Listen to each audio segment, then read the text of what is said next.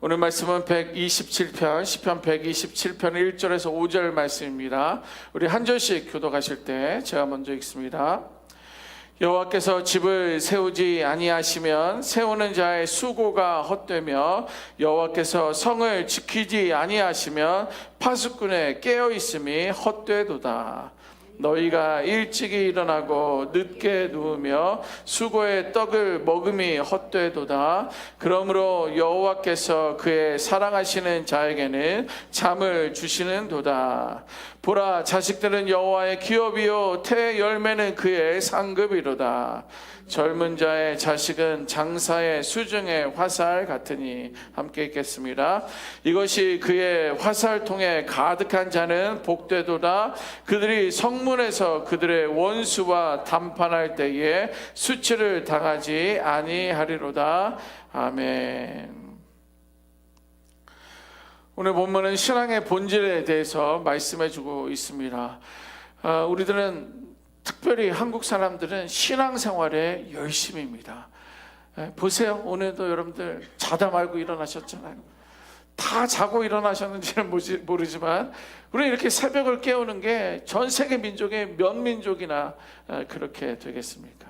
새벽을 깨우고 우리는 그렇게 하지 못하지만 또 철야를 하기도 하고요, 또 성경 공부를 하기도 하고 또 사회 봉사도 하는 것뿐만 아니라 교회 안에서의 다양한 모습으로 섬기는 그러한 신앙의 열심을 보이며 살아가고 있습니다.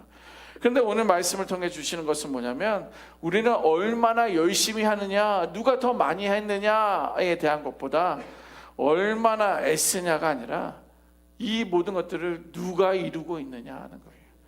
우리 이 신앙의 열심을 보이고 있고 더 어떻게 하면 열심히 할까, 헌신할까, 예배할까를 고민하며 애를 쓰고 있는데, 이 모든 것들은 누가 이루시고 있느냐라는 것을 우리에게 강조해주고 있습니다.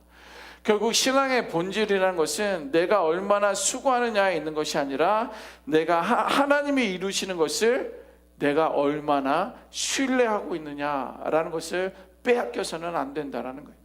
여러분들 열심히 하지 말라는 이야기 아닙니다. 열심히 하셔야 돼요.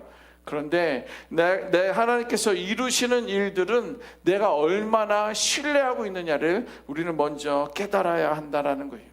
관련해서 오늘 시편 기자는 가장 현실적인 영역에서부터 이야기를 시작하고 있습니다.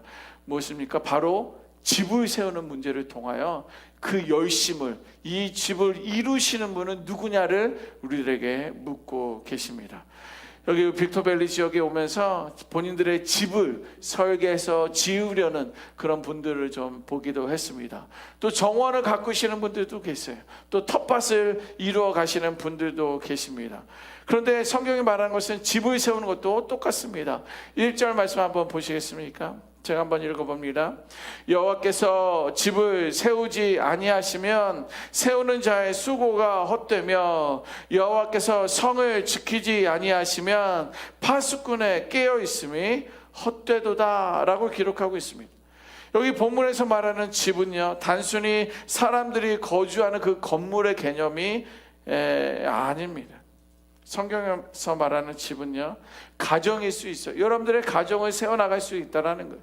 또 교회와 사역일 수도 있습니다. 뿐만 아니라 우리가 평생을 공들여 세워가는 삶의 모든 영역을 집이다, 집을 세워간다, 이렇게 말씀해주고 있는 거예요. 그래서 사람은요, 누구나 자기의 집을 세우며 나아갑니다.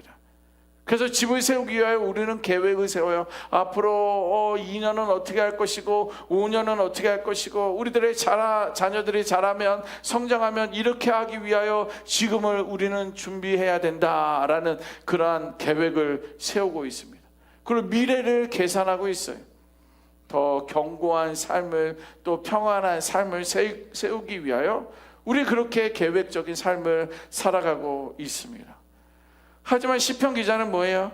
하나님이 그 중심에 계시지 않으면, 너희들이 계획하고 준비하고 꿈을 꾸고 있지만 그 중심에 하나님이 계시지 아니하면 그 모든 수고는 결국 헛될 수밖에 없다라고 시편 기자를 통해 오늘 아침 우리에게 말씀해주고 있는 거예요.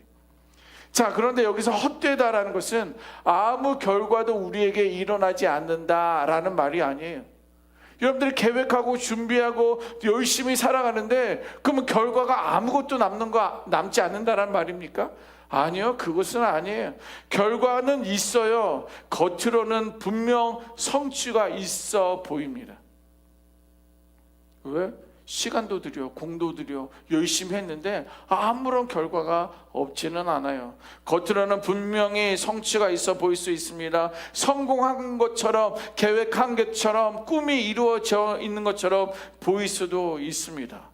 잘 세워진 것처럼 보일 수 있습니다. 그러나 그 안에 하나님이 빠져 있다면 그 성취는 겉으로는 견고해 보여도, 또 화려해 보여도 그것을 붙들어 줄 수 있는 힘이 없어서 결국에는 무너지는 모래 위의 집과 같다라는 거예요. 이제 이어지는 말씀 2절에는 너희가 일찍이 일어나고 늦게 누우며 수고의 떡을 먹음이 헛되도다. 그러므로 여호와께서 그의 사랑하시는 자에게는 잠을 주신다. 이렇게 기록하고 있습니다. 여러분들, 하나님이 없이 살아가려는 우리의 태도를 2절을 통해서 우리에게 보여주고 있는 거예요. 더 일찍이 일어나고 더 늦게까지 버티다 보면 우리들의 인생은, 우리들의 자녀들의 삶은 무너지지 않을 것이라고 생각하며, 특별히 우리 이민자들은 더 열심히 일하지 않았습니까? 주경, 야독을 하는 것뿐만 아니라 투잡을 뛰면서 같이 밤새 일하며 자녀들을 세우기 위하여, 좀 더 나은 삶을 위하여 우리는 열심히 살아왔다라는 거예요. 그러나 하나님 없이 하는 그 모든 수고는 결국 또 다른 헛됨에 대해서 말씀해 주고 있습니다. 그런데 우리의 생각과 달리 하나님께서 전혀 다른 길을 우리들에게 말씀해 주는 거예요. 뭐예요? 여호와께서 사랑하시는 자에게는 잠을 주신다라는 거예요. 하나님께서 사랑하는 자에게 잠을 주신다는 말은 무슨 말이냐면, 단순히 우리에게 육체의 휴식을 의미하지 않습니다. 하나님께서 자기 백성에게 주시는 신뢰와 평안에 대한 이야기예요. 뭐예요? 우리에게, 사랑하는 자에게 복을 주신다라는 것은 하나님에 대한 신뢰, 또 우리에게 평안을 주시겠다라는 그런 은혜를 말하는 거예요. 다시 한번 말씀드리면 이것은 뭐냐면, 내가 끝까지 하나님을 붙들고 있지 않아도 하나님께서는 여전히 일하고 계신다라는 그런 의미입니다. 사람들은요, 스스로 붙들고 있어야 안심을 해요. 예? 이 말은 뭐예요? 내가 간섭을 해야 돼요. 내가 참견을 해야 된다고 생각합니다. 그리고 내가 컨트롤하고 통제할 수 있어야 된다고 하는 거예요. 또 내가 책임져야 무너지지 않을 거라고, 내가 책임져야지 이 모든 것이 순탄하게 흘러갈 거라고 우리들은 생각한다라는 거예요. 그래서 몸은 쉬어도 마음은 쉬는 것이 아니에요. 잠을 잔다고 해도 염려는 계속돼요. 아, 그것들이 그렇게 했나? 저렇게 했나? 내일 아침에 일찍 가서 확인해 봐야 되겠다. 내가 간섭해야지, 내가 함께 해야지 마음이 편안하다고 생각하고 순탄할 거라고 생각해요. 그러나 잠자리에 들어도 우리는 염려는 계속되고 마음을 놓지 못한다라는 거예요. 그러나 하나님의 말씀은 무엇입니까? 내가 붙들어서 유지되는 인생이 아니라, 내가 하나님께서 붙들고 있기 때문에 무너지지 않는 인생이다라고 말씀해주고 있습니다. 여러분, 그래서 참된 쉼이다라는 것은, 하나님께서 사랑하는 자에게 잠을 주신다라는 그러한 참된 쉼이란 일을 멈추는 데서 오는 것이 아니라 하나님을 신뢰하며 맡기는 데서 시작되는 거예요. 모든 수고와 염려를 다 내려놓고 그냥 기도만 하고 예배만 드려라 라는 것이 아니라, 그 안에 하나님을 신뢰하고 하나님께 맡기는 데서 참된 쉼과 안식이 옴을 우리에게 말씀해 주고 있는 거예요. 자, 그러면 내가 하나님께 잘 맡기고 있나? 내가 참된 쉼을 누리고 있나? 어떻게 판단할 수 있을까요? 어떻게 진단해 볼 수 있을까요? 가장 분명한 표지 몇 가지를 말씀드립니다. 첫 번째는 뭐냐면 상황이 여전히 해결되지 않았는데도 조용한 평안이 내게 있는 거예요. 상황은 여전히 막 불안하고 혼란스럽고 무질서처럼 보이지만 내 안에 조용한 평안이 있는 거예요. 그것이 염려가 되지 않는 거예요. 그것이 하나님께 맡겨주실 때, 그것이 하나님 내 안에 있을 때 알 수 있는 진단 중에 하나입니다. 둘째는요, 내가 모든 것을 통제하지 못해도 놓아도 견딜 수 있는 자유함이 있는 거예요. 그전에는 이것도 해야 되고 저것도 해야 되고 또 내가 문을 열었다가 마감한 마무리는 내가 또 해야 되는 거고 이렇게 컨트롤했나 확인하고 늘 그래야지 마음이 평안했었는데, 그런데 내가 통제하지 않는 거예요. 그런데도 내가 견딜 수 있는 자유함이 있는 거예요. 또 세 번째는 결과가 아직 보이지 않아도 하나님께 맡긴 채 기다릴 수 있는 여유가 있는 거예요. 하나님이 하시겠지, 하나님이 예비하시겠지 라는 어떤 그런 자유함이, 여유가 내게 있는 거예요. 무엇보다 네 번째는 내가 할 수 있는 것이 제한되어 있어도 우리가 기도의 방향으로 전환하는 것, 그것이 하나님께 온전히 맡길 수 있는 가장 분명한 표지 가운데 하나입니다. 이제 후반부는 자녀에 대한 시선으로 우리에게 전환합니다. 3절 말씀 보시겠습니까? 3절 제가 읽어보면, 보라, 자식들은 여호와의 기업이요 태의 열매는 그의 상급이로다. 여기서 언급하고 있는 자녀는요, 기업, 곧 하나님께서 맡기신 유산에 대해서 이야기하는 것입니다. 기업을 이야기하는 거예요. 사람들은 자녀를 통해 자신의 꿈을 연장하려고 하는 거예요.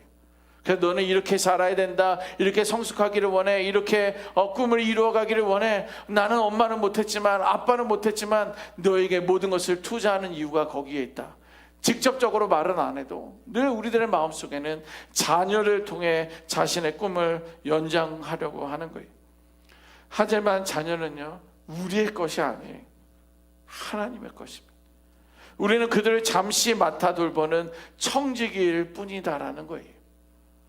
우리가 청지기란 말은 뭐예요? 자녀가 우리가 소유하고 통제해야 할 대상이 아니라는 것을 우리에게 말씀해 주고 있는 것이. 4절 한번 보시겠습니까? 같이 한번 읽어봅니다. 시작. 젊은 자의 자식은 장사의 수중의 화살 같으니. 아멘.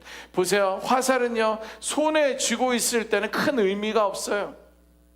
화살통에 화살이 아무리 많아도, 그래서 내가 손에 붙들고 있어도 큰 의미가 없어요. 왜요? 화살은 날아가야지 의미가 있는 거예요. 내가 어느 방향을 향하느냐, 내가 소나 염소를 잡을 것을, 사슴을 잡으려면 그쪽 방향을 해서 화살을 쏴야지 내게 유익이 있는 거예요.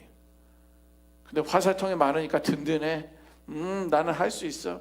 보관만 한다고, 화살만 잘 닦는다고, 이렇게 날카롭게 깎는다고 될 수 있는 게 아니에요. 자녀도 마찬가지입니다. 자녀는요, 붙잡아 두기 위한 존재가 아닙니다. 하나님이 정하신 방향으로, 하나님의 계획하신 방향으로 날아가 있을 때 그 역할을 바로 할 수 있는 거예요. 그러므로 중요한 것은 내가 얼마나 많이 가졌느냐가 아니라 어디를 향해 보내고 있는가가 중요합니다. 이 말씀은 단지 자녀가 있는 사람에게 주시는 말씀만이 아닙니다.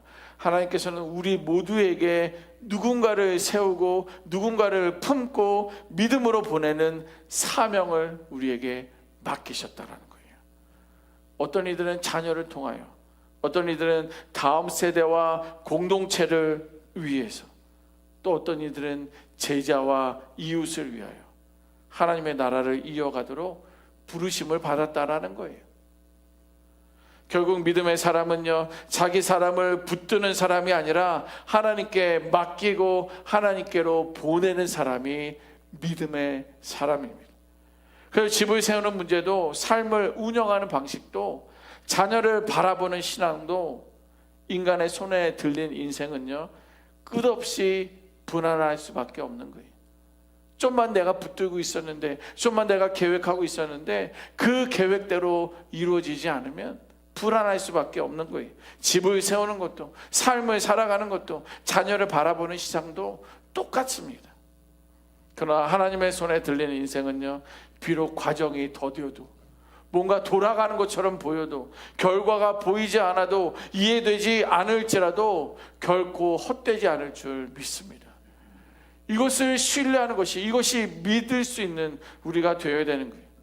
오늘 말씀은요, 우리에게 더 열심히 살면서 하나님을 증명해라 라고 요구하지 않습니다. 오히려 그 반대로 스스로의 힘으로 버텨온 삶의 방식을 내려놓아라 라고 말씀해 주고 있습니다. 여러분, 인간의 수고가 헛되다라는 것은 우리의 삶이 무의미하다라는 선언이 아니라, 하나님 없이 사는 삶은 결국 얼마나 불안정한지를 우리들에게 말씀해 주고 있는 거예요. 그러므로 하나님이 세우시는 집에 있을 때, 하나님이 지키시는 그 성 안에 우리가 거할 때에, 또 하나님이 주시는 그런 맡기신 생명을 소유하며 살아갈 때에 우리의 삶은 불안에서 벗어나 수고는 의미를 회복하게 될 줄 믿습니다. 여러분, 결국 시편이 우리에게 인도하시는 자리는 분명합니다. 헛됨이냐 아니면 은혜냐의 그 사이 가운데 우리는 있습니다. 여러분, 헛됨이라는 것은요, 우리가 하나님 없이 붙들어온 삶의 결과가 헛됨이고, 은혜는 하나님께 맡겨진 삶이 누리는 선물이. 자, 그러면 여러분들은 헛됨 가운데 여전히 계시며 하나님을 떠나시겠습니까? 아니면 은혜 가운데 거하시겠습니까? 우리의 신앙의 길은 더 많은 것을 쌓아오는 그러한 길이 아니라 하나님께 돌아가고 하나님께 방향을 돌리며 맡기는 길입니다. 그러므로 오늘도 우리의 선택은 단순합니다. 헛됨을 붙들 것이냐, 은혜 안에 머물겠느냐. 이렇게 하나님 안에 있을 때만 우리의 수고는 헛되지 않음을 붙들 수 있는 우리 모두가 되시기를 주님의 이름으로 축원합니다. 아멘. 기도하겠습니다.